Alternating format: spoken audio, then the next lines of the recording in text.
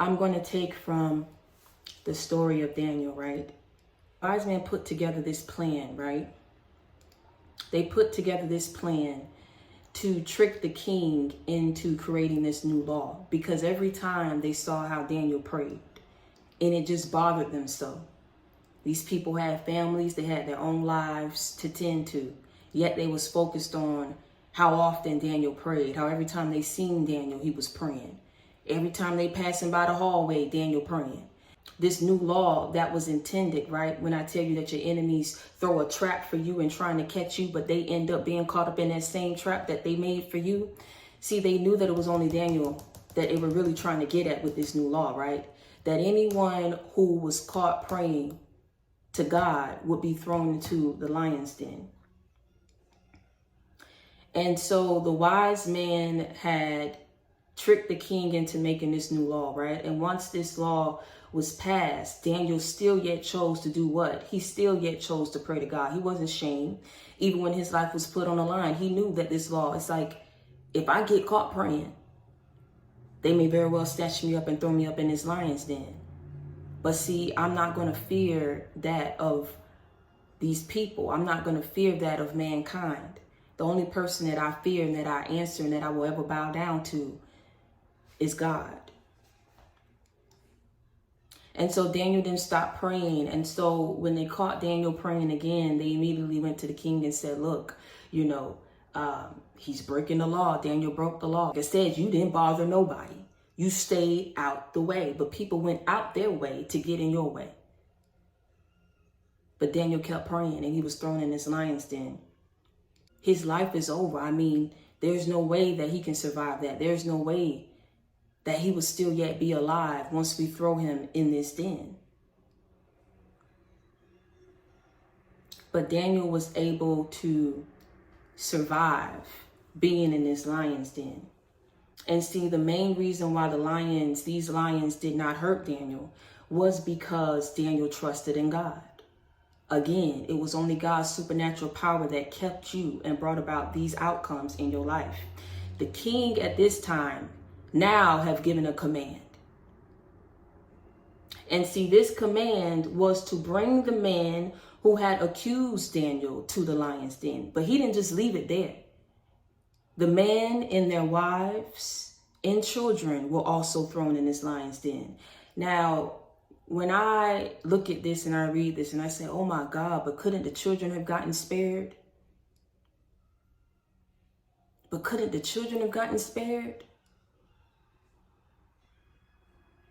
But see how through these people's treachery, how that can have a trickling effect on everyone that is tied and associated with them. See, people don't think about the consequences of their actions when they're choosing to try so hard to go up against you, to get you cased up, to get you locked up, to get you stuck in a situation where they don't want you to be able to get up out of it, to try to place you in a sunken place. Not only trying to overcome you, but to defeat you, to take you out, to kill you. That evil that can really be on people can drive them to do some terrible things. But in realizing that no matter what it is that it drives them to do, that you will always be placed in a situation to overcome. These wise men wanted so bad to have Daniel thrown in this den, caught up, knowing that, okay, in their minds, if he gets thrown in this den, there's no way that he's going to make it out alive. So in their minds, to come up with this plan is to not only get Daniel caught up, but to kill him. All because Daniel still yet chose to pray. Daniel did not focus on his own situation. He didn't focus on himself. He focused on God, his righteousness, his faithfulness, his mercy, how good God has been to him. No matter the situation, no matter the storms that he had to face, how good God was to him. No matter what came his way, how good God was to him. Through the good and the bad, he prayed. Through the ups and the downs, he prayed. Through the highs and the lows, he prayed. Yet he was plotted against. for his very life to be taken. But not only did these lions not touch him because of the favor, the anointing, the protection that was around Daniel, these very same people who tried to get the king to pass this new law, they were thrown up in this den. And he didn't just end it there. Their wives and their children, who were very much probably innocent in these situations, got thrown in that den too. But see, they didn't have and experience the same protection as Daniel. The lions did devour these people, but didn't do that to Daniel because Daniel was protected. You don't mess with people who ain't messing with you. You don't sit up here and talk about people who ain't talking about you. You don't sit up here and take time about your day like you ain't got bills that need to be paid, like you ain't got children that need to be taken care of, like you ain't got a whole life that you need to tend to when somebody ain't even focused on you. They didn't know how to leave you alone. Didn't know how to keep your name up out their mouth. But you see what happened? No matter the attacks, no matter the betrayal, no matter the evil that was sent your way, you still overcame it. And see, when they went back, now I'm talking about you. You were thrown in that den. You were thrown in that den of deceit.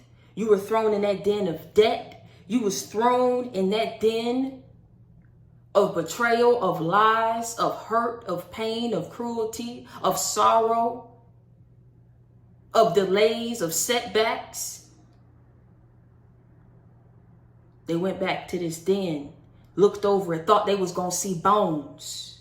They expected you to be gone.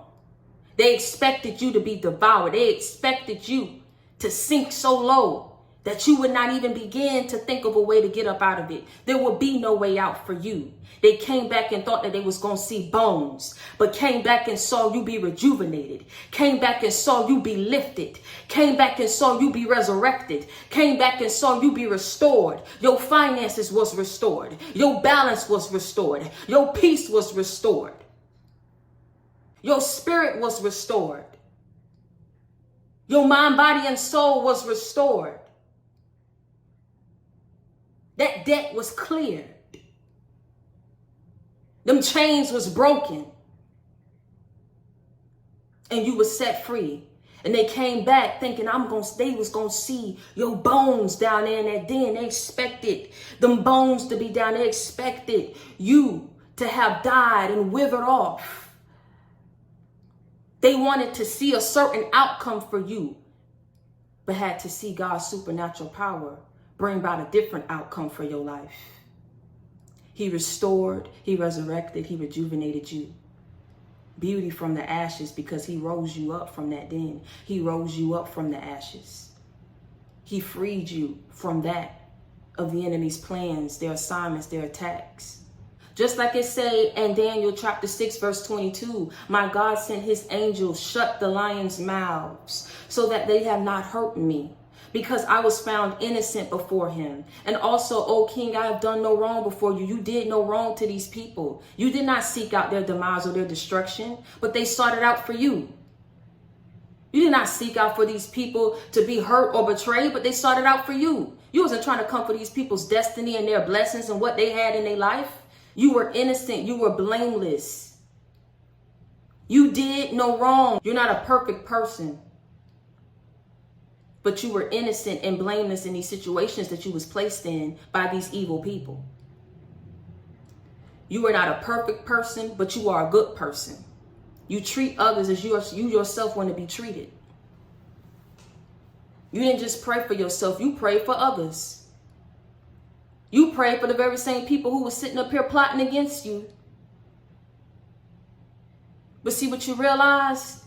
What you realize? Weeping may endure for the night, but joy cometh in the morning. God made a way where there was no way, even though he said, listen, this isolation, these struggles, these betrayals, this pain is part of my will for you. You don't understand what I'm saying right now, but it's going to make sense to you. You don't understand what I'm saying right now, but it's going to make sense to you. Those struggles was part of my will. Those struggles brought about this success in your life.